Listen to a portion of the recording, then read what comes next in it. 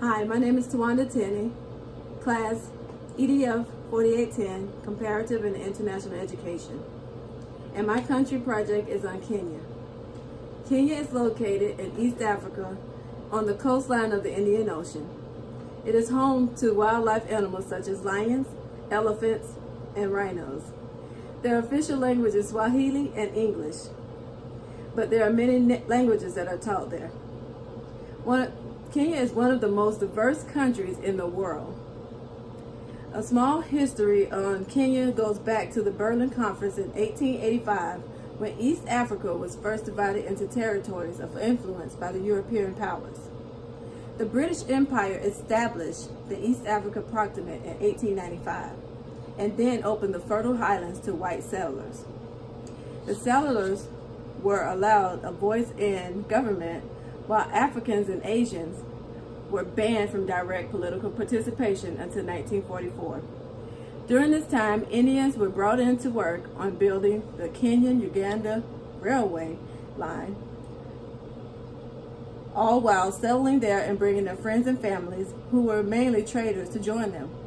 Kenya gained independence on December 12, 1963, and 1 year later, it became a republic, and then they joined the British Commonwealth the same year.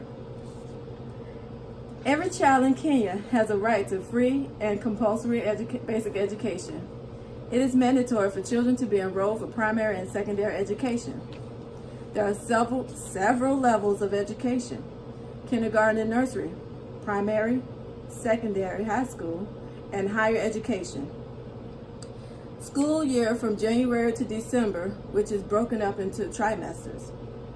January through March is term 1, May through July is term 2, September through November is term 3.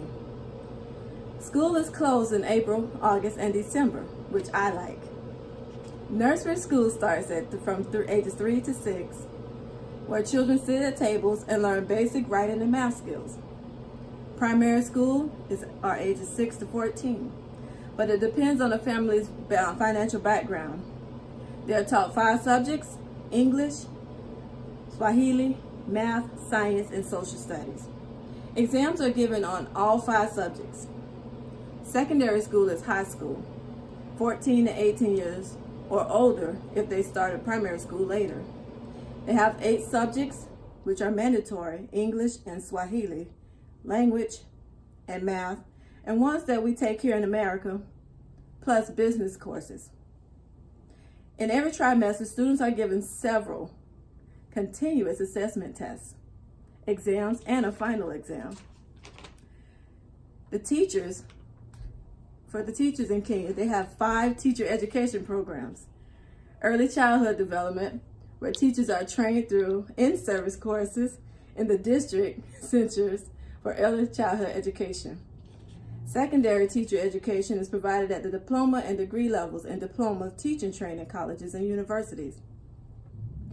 Technical teacher education is offered at the Kenya Tech Teachers College in Nairobi.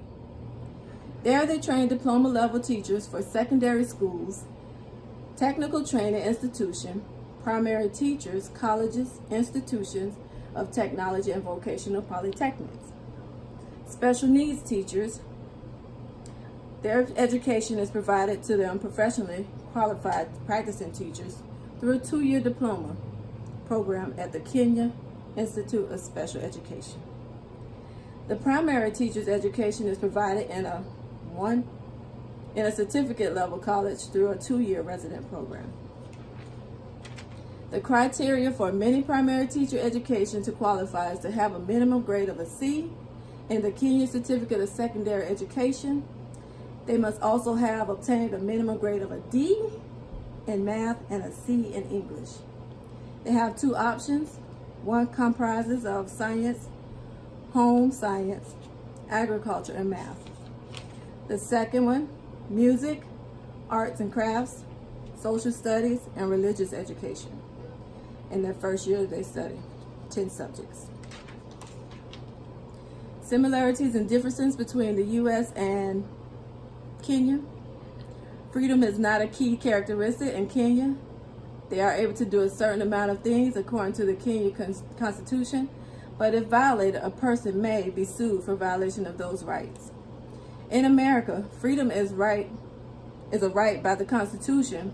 It has limits on the extent to which your government can interfere with your personal life. Family is highly valued in the U.S. and Kenyan culture, but to have family in both societies, you would be held to a higher social status. In the U.S. and Kenya, work hours are 8 hours a day, which usually start from 8 o'clock to 5 o'clock p.m. And in Kenya, that depends on the institution of work. In Kenya, the people that are higher rankings work less hours, get paid more, have longer breaks throughout the day, and enjoy more freedom than lower ranking workers. U.S. varies for their shifts at work. We work weekends also. But both working days are Monday through Friday, with Saturday and Sunday being the weekend. But Kenyan workforce is more than 40% for men, while the U.S. is close to 50% for women working. Breaks in the U.S. are usually 30 minutes to an hour, which mainly is 30 minutes. Greeting people is common in both U.S. and Kenya while in public places, but the U.S. is more open to speaking to strangers, while Kenyans will pass by without a word. Learning and understanding other cultures are extremely important for both countries. Some facts about Kenya: it is named after Mount Kenya, which is 57 feet high and the highest point in the country. It is known to the world for their distant runners. It is the size of Texas. Tourism is a huge generation of income for them, and they don't have refrigerators because Kenyans like to drink all their beverages at room temperature.